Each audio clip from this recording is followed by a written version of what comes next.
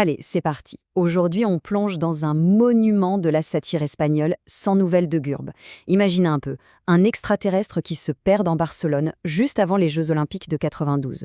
C'est le prétexte parfait, vraiment, pour disséquer notre monde avec un humour féroce et une logique absolument implacable.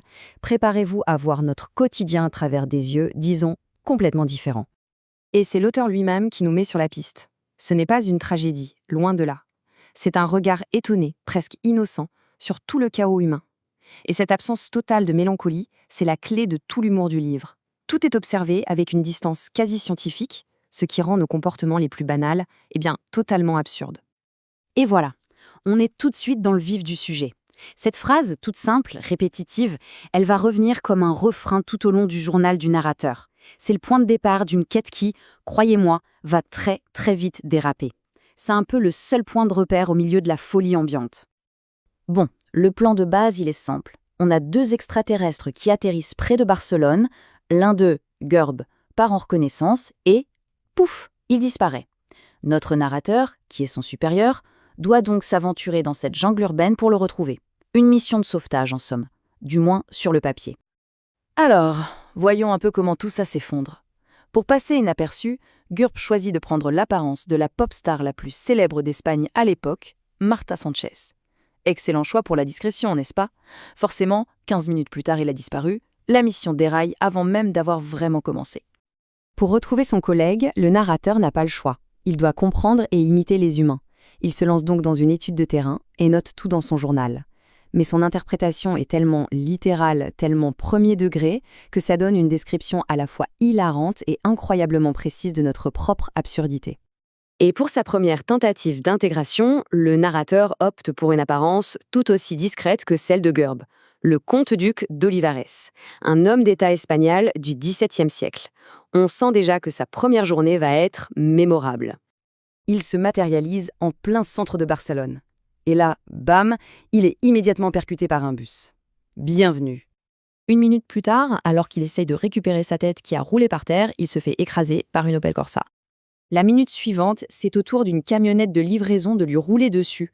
Ça commence à faire beaucoup. Et pour finir en beauté, un taxi. En à peine 4 minutes, il a déjà un aperçu assez complet du trafic barcelonais. Voilà, cette phrase résume à elle seule tout le ton du livre. Face à une situation complètement grotesque, sa réaction n'est pas la panique, non, c'est une analyse scientifique, froide, factuelle. L'eau de la ville est donc composée d'hydrogène, d'oxygène et de caca. C'est noté.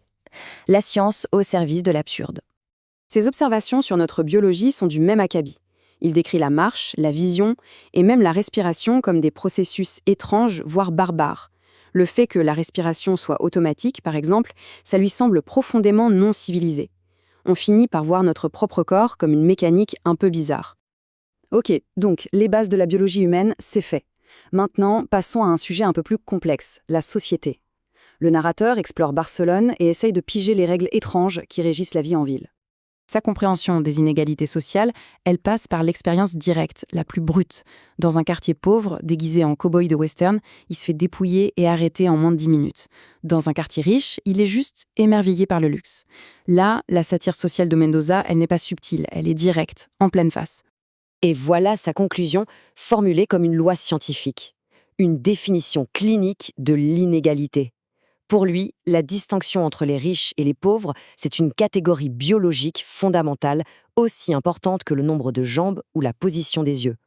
Même les rituels sociaux les plus chaotiques sont décomposés en une séquence logique.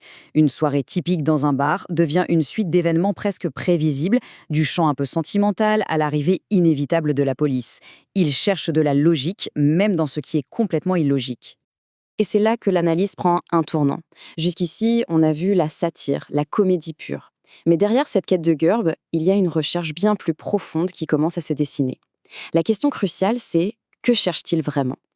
Au fil des jours, la mission initiale s'estompe un peu. Le journal ne parle plus seulement de la recherche de Gurb, mais aussi d'un sentiment qui grandit, la solitude, l'isolement.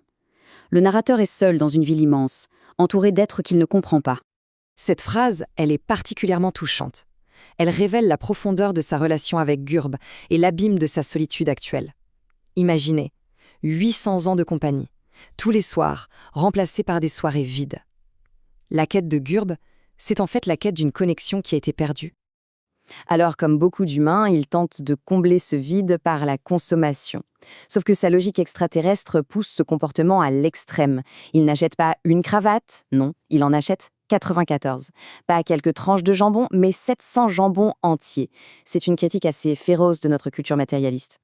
Et l'expérience se termine par cette conclusion, toute simple, presque enfantine, mais tellement profonde. Après cette frénésie d'achat, il réalise que rien de tout ça ne peut remplacer la compagnie.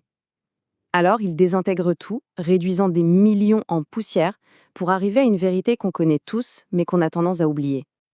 Alors, que reste-t-il à la fin de cette recherche complètement chaotique? Le narrateur n'a toujours pas trouvé Gurb, c'est vrai, mais il a peut-être trouvé autre chose. Quelque chose d'inattendu, au milieu de cette absurdité organisée qu'est la vie humaine. Cette citation, c'est le moment de la prise de conscience. En se concentrant sur sa mission, sur Gurb qui est loin, il a ignoré ce qui se trouvait juste à côté de lui. La recherche de Gurb devient une métaphore de cette quête universelle de connexion. Une quête qui se termine souvent là où on s'y attend le moins. Et c'est la pensée finale que nous laisse ce livre. Ce regard extérieur de l'extraterrestre, il nous force à nous regarder nous-mêmes. Nos rituels, nos villes, nos inégalités, nos solitudes. Est-ce que tout ça a vraiment un sens? En fait, Sans nouvelles de Gurb utilise la science-fiction pour poser la question la plus humaine qui soit.